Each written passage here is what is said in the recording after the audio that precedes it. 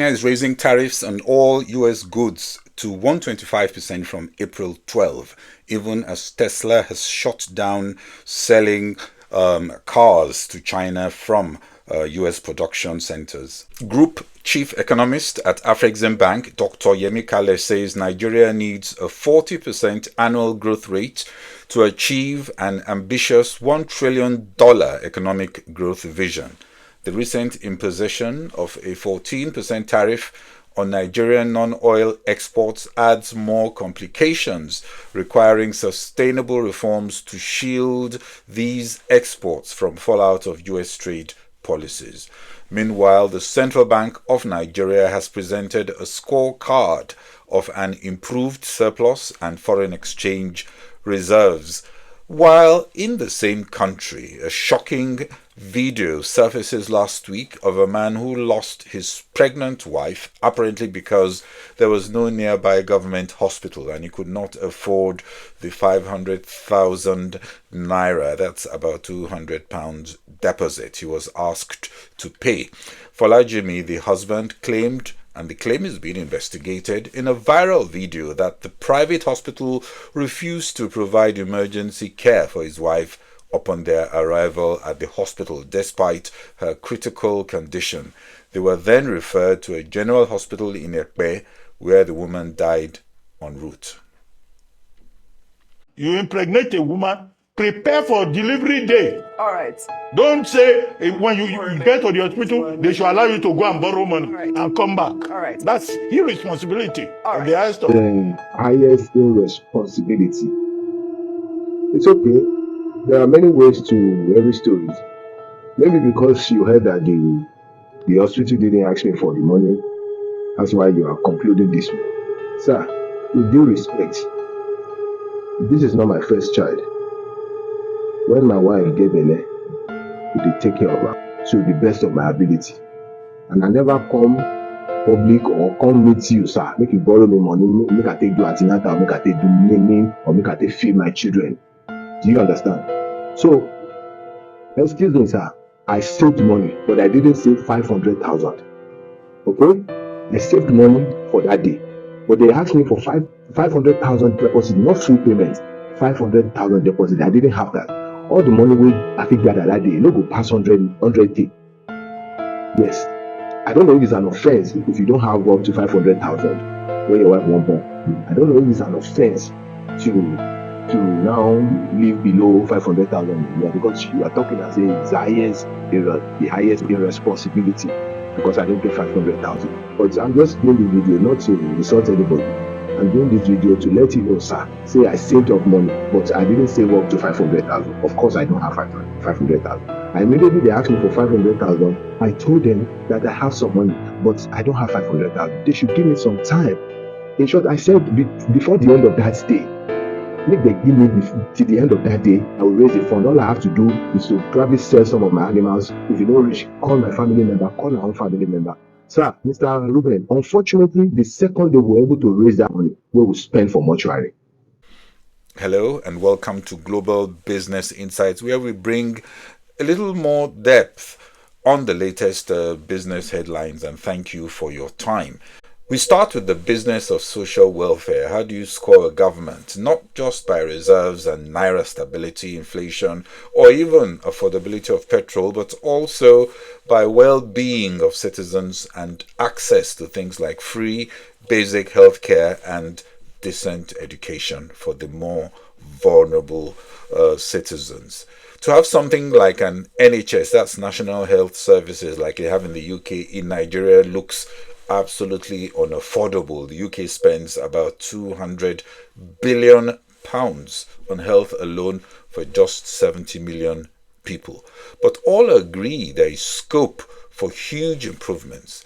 37% of Nigerian population are poor, 18% living in very severe poverty. That's a staggering 40 million people who will need to depend on government for any hope to have decent health care.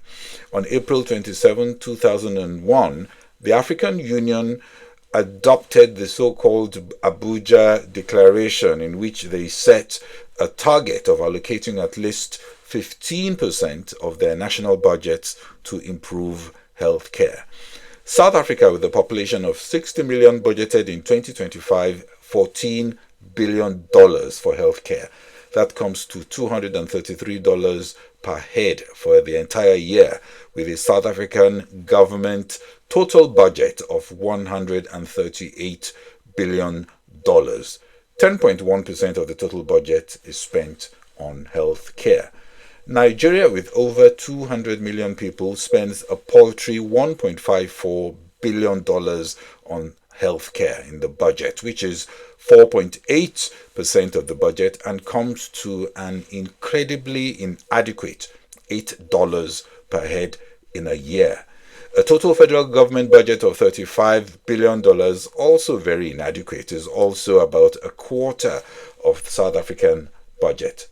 Nigeria's pockets are just plainly put severely limited by inadequate funds, also related to low tax revenues, which reflects the low trust in government. A radical pruning down of the size of government and privatization of state-owned enterprises to create more fiscal space for healthcare looks obvious, but not so. The private sector are very unlikely to target the space of serving the poor, and it's just not profitable. So how will 40 million people get access to basic health care? The truth is that they will just not. The government budget is overwhelmed by the gaps and needs, a problem worsened by bloated, inefficient governance, and it's no surprise that analysts conclude that the biggest barrier to transforming healthcare is the political will to make it happen, with all the funding challenges and the implications. The NHS was established in the UK after the Second World War based on the political will of both political parties. Linked to the absence of political will is finding the money and cutting off all the waste and fat, to making government as slim and efficient as possible. While one accepts the progress the Nigerian government have made on many reform fronts, it remains unclear whether a comprehensive review of poverty and social challenges in Nigeria has been conducted to understand the current scale of the gaps and evolve a staged vision with some quick wins achieved through reprioritization of spend and improved leverage of private sector support, and perhaps other ways of borrowings from institutions that, of course, offer concessional facilities. The IMF says more spend of social welfare is definitely needed in what sounded like a trivialization of the gaps, especially in the rural communities of the North and Middle Belt. Still on Nigeria and the 14% tariff, which may have been paused for 90 days, the Government Economic Council are said to be working out a response.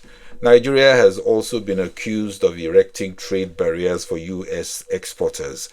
Nigeria's main export product, crude oil, thankfully is excluded from tariffs, and of course that's the bulk of our exports.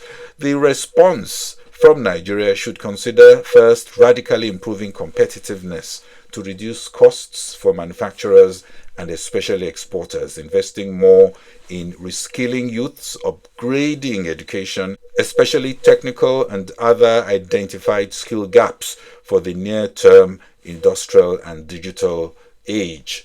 Nigeria can seek to attract businesses living Asia for lower tariff cost spots. It may be important to remove some trade barriers that weaken competitiveness in one form or the other. In some countries, the government is also providing extra financial support that will help companies that are being hit badly by the tariffs. Also very important is the need to fast-track Africa Continental Free Trade Agreement implementation and facilitate more trade amongst Africans. Nigeria can provide the leadership here on intracontinental trade, being one of the largest economies in the continent. It could also explore more bilateral trade agreements to further open existing and even new trade corridors. A lot for President Tinubu to perhaps work on while in Paris on a working visit. Meanwhile, far more poor Nigerians with no way to tell us their stories continue to howl in pain in their quiet, unseen corners.